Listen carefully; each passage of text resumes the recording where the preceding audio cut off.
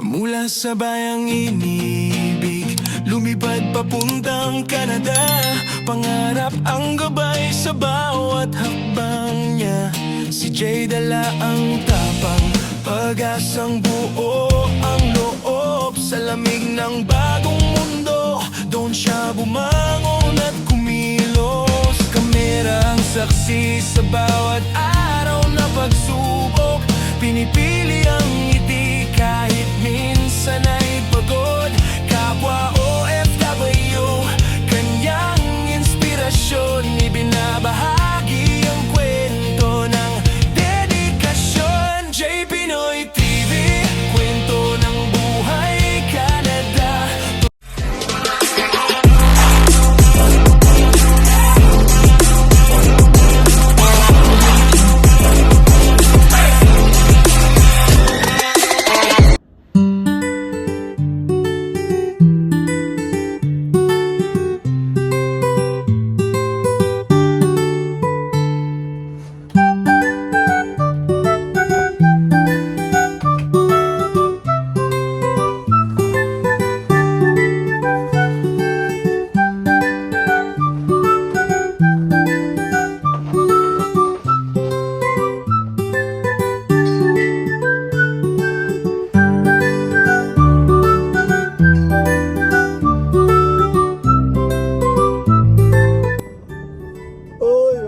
Kumusta mga boss? Trabaho na ulit ako. Masaya ako mga boss dahil okay na ang aking nanay. Nalampasan niya na yung kanyang matagal lang pinangangambahan, yung kanyang kutob na may nakakapasyang bukol sa kanyang dibdib. At salamat sa Lord, salamat talaga.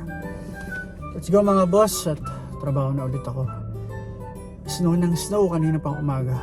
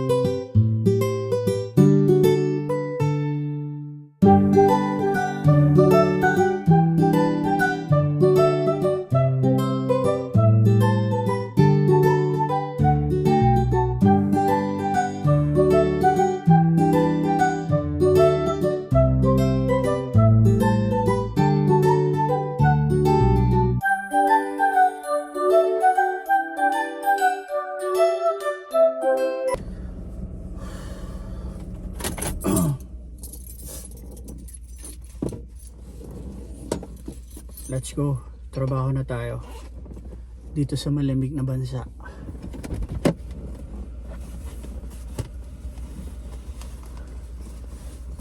Mamaya pa uwi ko, alas 10 ng gabi. Kaya nagbaon akong pagkain. Tingnan niyo yung kasama ko. Mamaya pa yung labas niya, alas 3:45 pa lang, pero pinastart niya na yung sakya niya.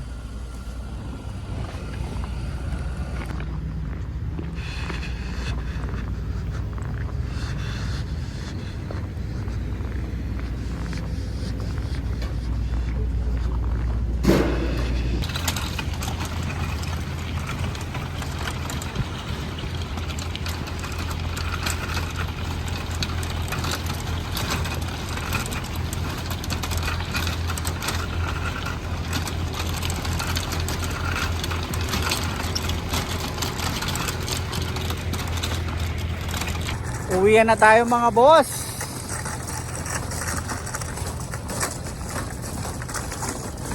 Tapon na ako ng basura. Lamig. Kapal lang snow.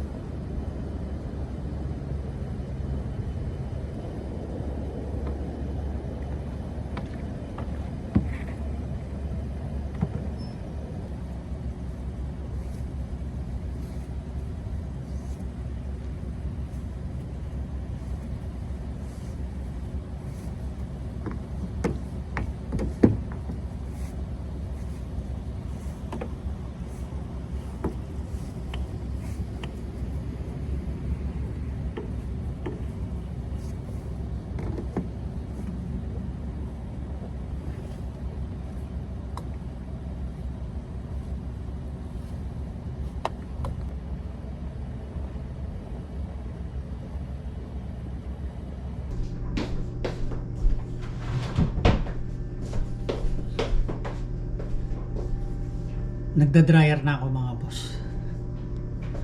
At nagluluto na rin ako ng ulam.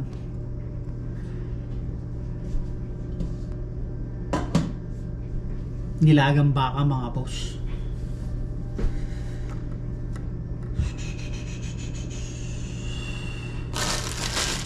Maya tawagan ko ulit yung kapatid ko.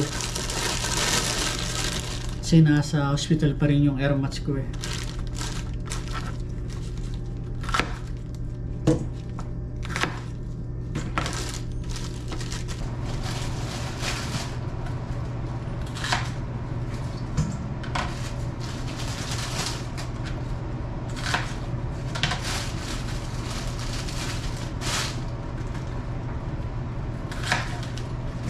Masarap ang nilaga, lalo na sa malamig na panahon.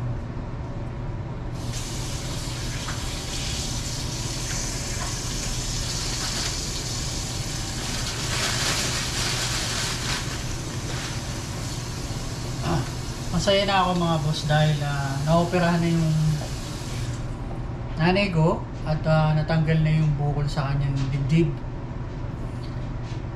At thank you sa Lord dahil hindi siya breast cancer. Kumbaga malayo pa siya doon, pero kung hindi maaagapan, mauwi sa breast cancer.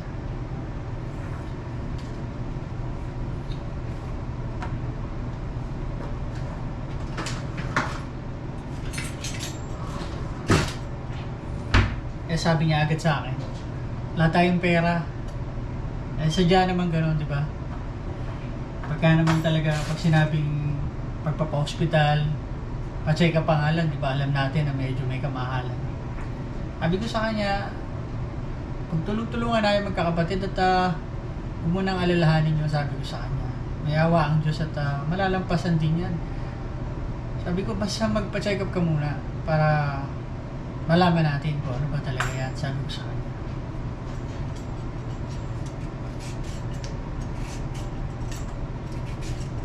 Yung patatas ko, verde.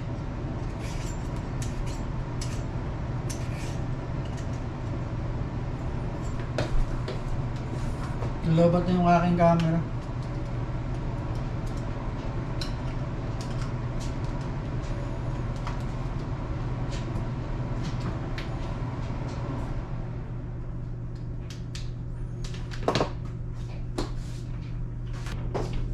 Kamusta?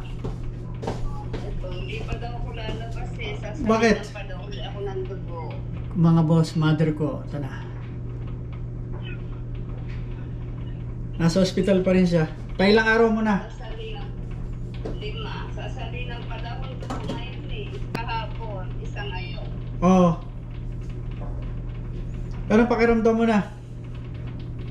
Nangihina lang. Nangihina ka? Nangihina daw siya. Pero, nakakain ka na ng maayos. Hindi pa, konti-konti lang. So, masaya na. Kailan ka daw lalabasin? Wala pa, sasalinan pa daw ang dugo eh. Namamanas ka pa rin. Hindi na masyado. Hindi na. Buti naman. Sino kasama mo dyan? Si Arman.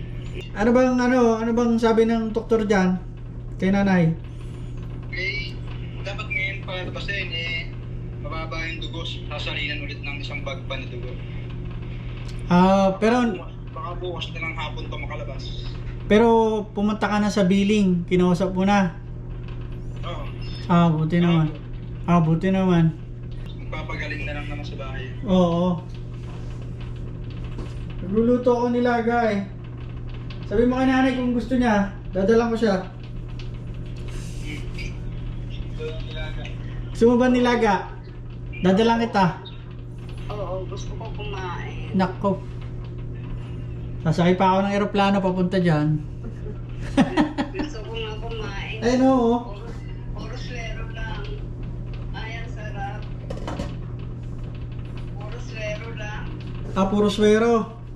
Oo. Tawag na lang ulit ako sa'yo pag lalabas ka na. Oo, sige. Bye-bye Bye-bye. Bye-bye.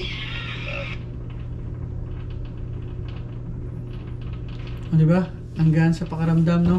Pag narinig mo yung mahal mo sa buhay, lalo na yung nanay mo, diba? Na nakakangiti na siya. Hindi tulad ng mga nagdaang linggo na talagang dinadaing niya sa akin yung may nakakapasa sa dibdib niya, hindi siya mapagkatulog.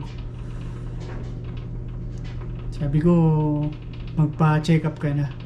Ito yun.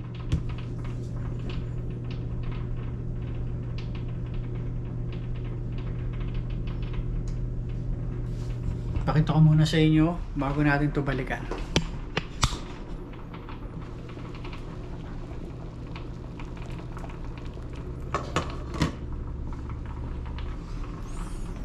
Gusto ko yung malambot yung karne. Binuksan ko yung exhaust fan.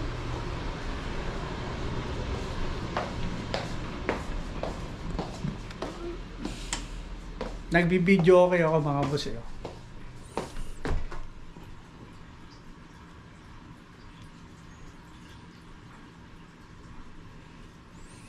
Ayan eh. Eyes up here. Canada's own crate. Hinaram ko yung video okay ng kasama namin sa bahay. Tsaka ito. Maganda palang tumunog yan. JBL. Pakita ko sa inyo yung labas.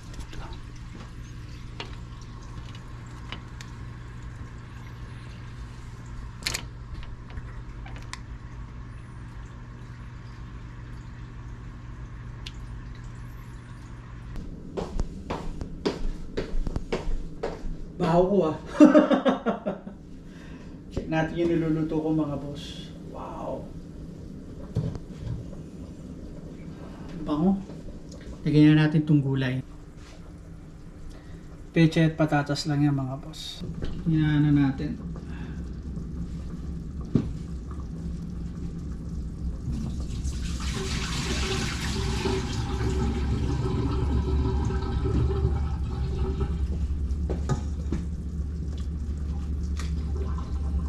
Tapos gawa na lang ako ng sausawan mamaya. Patis na may kalamansi. Walang kalamansi, lemon na lang.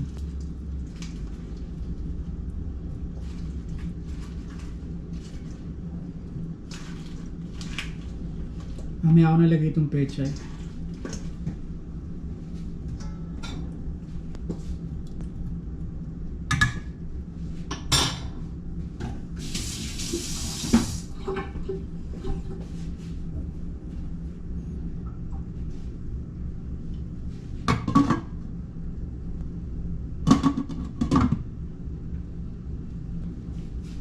Pakuluan pa natin ng ilang minuto mga boss.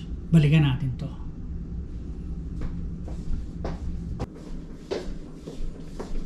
Tapos na yung aking tiklupin mga boss. Balik naman tayo dito sa niluluto. Nakasayang na rin ako. Ano ang ating nilaga. Nakasayang na rin ako. Medyo mainit pa yan. Lagyan na natin yung ating gulay. Yan.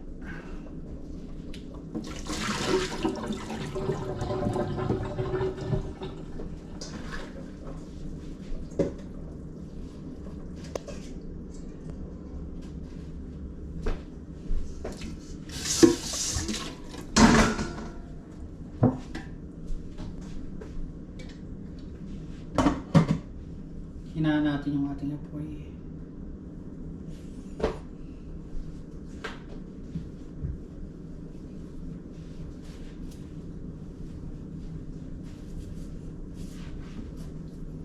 Hininaan ko na yung apoy mga boss. At punta na tayo sa tikluping ko. Nagsa-search ako eh. Yung GoPro ko.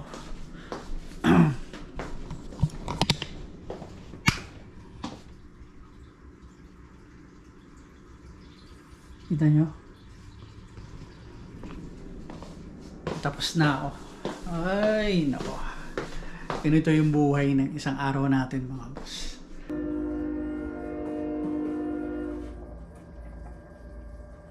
Matagal ko itong pinakulo mga boss.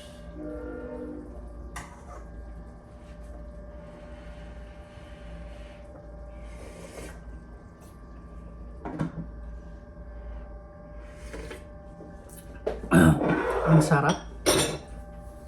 Kanin na lang ang kulang mga boss. Kain na tayo.